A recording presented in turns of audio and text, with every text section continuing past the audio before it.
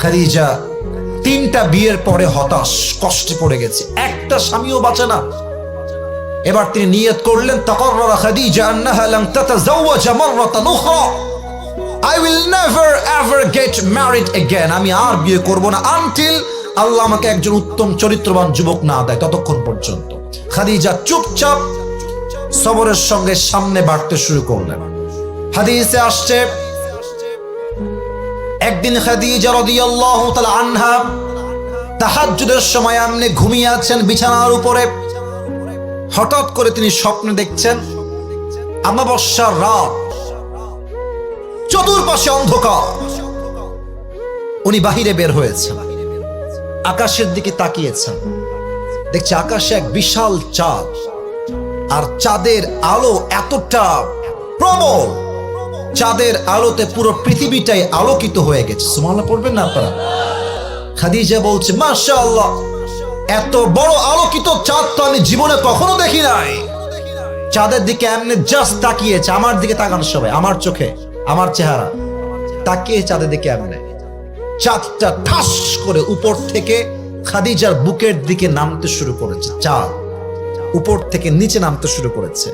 খাদিজা ভয় পেয়ে গেছে, খাদিজা একটু পেছন পা হয়েছে, আর সাথে সাথে ঘুমটা ভেঙে গেছে।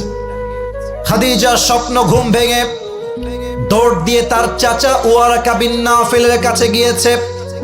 ডাক দিয়ে বলছে, চাচা, স্বপ্নে দেখলাম বিশাল লম্বা একটা চাঁদ আকাশ থেকে ভেঙে আমার বুকের দিকে পড়ছে। মা তাবিরু হাযাল হুলম, এই স্বপ্নের ব্যাখ্যা কি হবে চাচা? বলছে, অপেক্ষা করো, আমি পড়ছি তাওরাত ইনজিল, দেখছি তোমার ব্যাখ্যা কি হবে। চাচা ওয়ারাকা বিন নাফিল তাওরাত খুললেন, ইনজিল খুললেন, খুলে বলছেন, খাদিজা, গুড নিউজ। এই ওই দিক না, এদিকে তাকাও। গ্রামের চাচাতো ভাইয়ের মতো আচরণ করলে চলবে না, ঠিক আছে? ড্রোন এগুলো উড়বে, নট এ বিগ ডিল, আমার চোখের চোখ রাখো। বলছে, খাদিজা, গুড নিউজ, সুসংবাদ তোমার জন্য। শোনো, আমি তাওরাত আর ইনজিল খুলে ব্যাখ্যা করে বুঝতে পারলাম শেষ নবী তোমার স্বামী হিসেবে কবুল হতে চলেছে। সুবহানাল্লাহ। খাদিজা বলছে, এটা কি সত্যি? বলছে, ইয়েস, সত্যি। অপেক্ষা করো, সবরের পরিচয় দাও।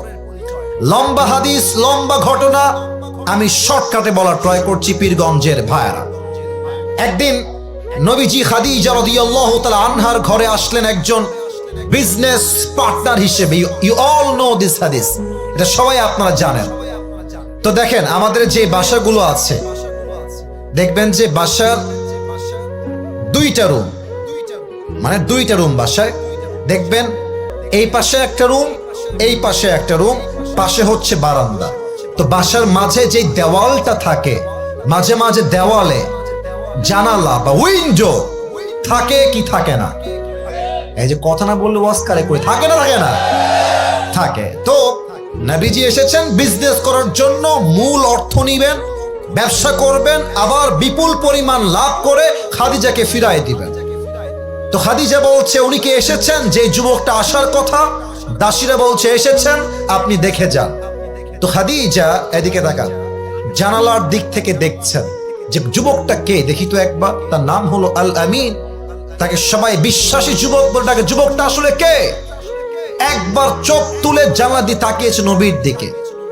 নবীজির নূরানি চেহারা, তার অসাধারণ ব্যক্তিত্ব, সে যে এতটা হ্যান্ডসাম, তার নূরানি চেহারা দেখেই খাদিজা বুঝে গিয়েছে এটাই আমার শেষ নবী, এটাই আমার স্বামী হবে। সুবহানাল্লাহ।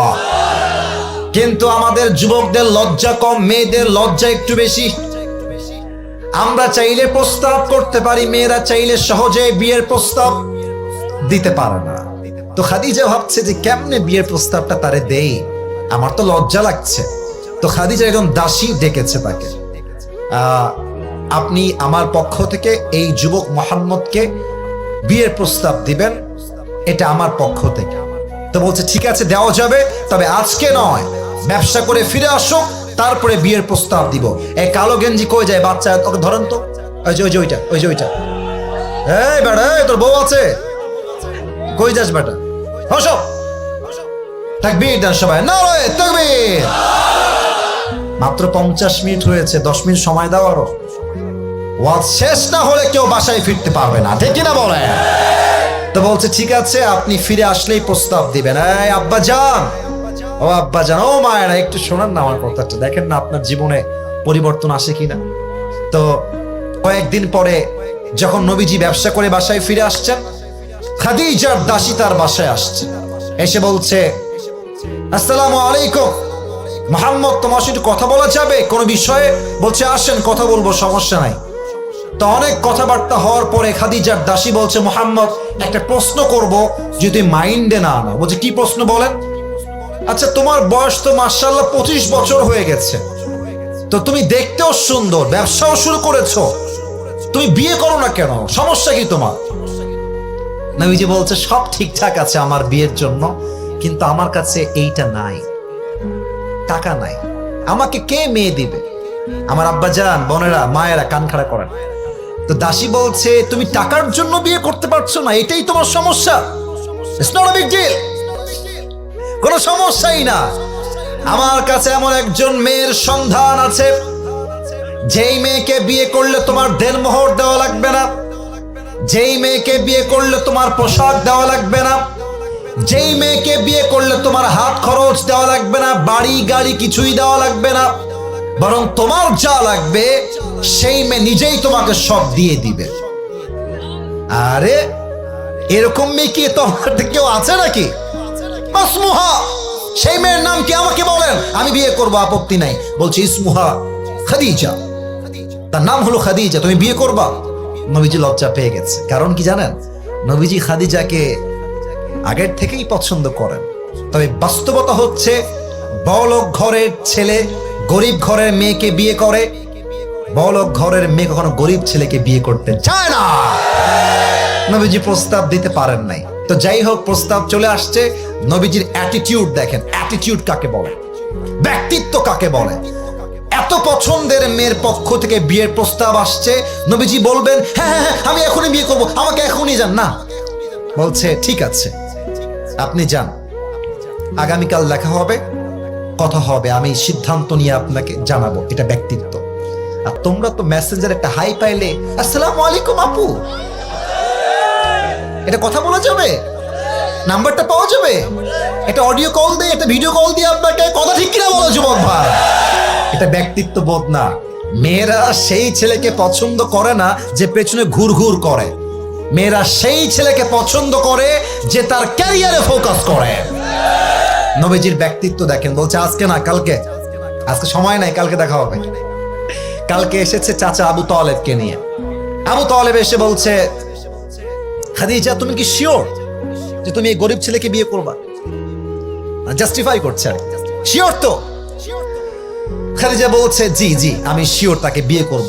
এই খাদিজা শোনো, আমরা কিন্তু গরিব ঘরের ছেলে, আমারও টাকা নাই, আমার ভাতিজার কিন্তু কোনো টাকা পয়সা নাই। তবে হ্যাঁ, টাকা নাই এটা সত্য, বাট আমি তোমাকে ভাতিজার ব্যাপারে গ্যারান্টি দিচ্ছি, আমার ভাতিজা মুহাম্মদের মতো চরিত্রবান যুবক তুমি তলাটা কাউকে খুঁজে পাবা না। বিয়ে করবা? বলছে জি আমি রাজি আছি, আমার টাকা পয়সা দিয়ে কাজ নাই, চরিত্রটাই আমার কাছে আসল দামি জিনিস। মেয়েরা বোঝে না, চরিত্রবানকে না গাঞ্জাখোরকে মেয়েরা পছন্দ করে। আল্লাহু আকবার। খাদিজা রাজি হয়ে গেলেন, আবু তালেবও রাজি, নবীও রাজি, বিয়ের আব্দ হয়ে গেল, বিয়ে হয়ে গেল। এবার বলেন তো বিয়ের পরে একটা ওয়ালিমা খাওয়া দাওয়া রংপুরের পীরগঞ্জের ভাইরা আছে না নাই? আরে আর বাদ কারো আছে না নাই? কি খাওয়াবে? নবী তো গরিব ঘরের ছেলে, টাকা নাই, সম্পদ নাই। আরে বউ হলে এরকম বউ হওয়া দরকার আসলে। খাদিজা বলছে টাকা নাই তো সমস্যা কি, আমাকে যে আপনারা 20টা উট মোহর হিসেবে দিয়েছিলেন, এই 20টা উট মেহমানদের জন্য এখনই জবাই করে দেন। জবাই হয়ে গেল, ওয়ালিমা হয়ে গেল, খাওয়া দাওয়া সব বিদায়, বাসর রাতের পালা। হ্যাঁ, অনেকের চোখ লাল হয়ে গেছে, মুখও লাল হয়ে গেছে। এটা বুঝতে হবে, এটা লজ্জার বিষয় না, জানার বিষয়। তো বাসর রাতে নবীজি পরে এসেছেন ঘরে, খাদিজা আগেই ঘরে বসে আছেন। আমার কাছে সময় আর বেশি পাওয়া যাবে না, এটা বলে আমাকে শেষ করতে হয়তো বা হবে। খাদিজা বসে আছেন, নবীজি এসেছেন, সালাম দিয়েছেন, ঘরে প্রবেশ করে খাদিজা চুপচাপ, নবীও চুপচাপ, কারণ নবীজির প্রথম বিয়ে এইটা। কি বলবে, কি বলতে কি বলে ফেলবে, নবীও চুপচাপ করে বসে আছে। কিন্তু খাদিজা একটু চালাক ছিলেন। বলছে, আচ্ছা আপনি কি জানেন যে আপনাকে আমি বিয়ে করলাম কেমনে, কেমনে পেলাম আপনাকে? তো নবীজি কিউরিয়াসিটি নিয়ে, মানে আগ্রহ নিয়ে, কেমনে কেমনে বলেন না, আপনি বললেই না আমি জানবো না, সেটা আমি বুঝতে পারবো না আপনি আমার কেমনে পাইছেন।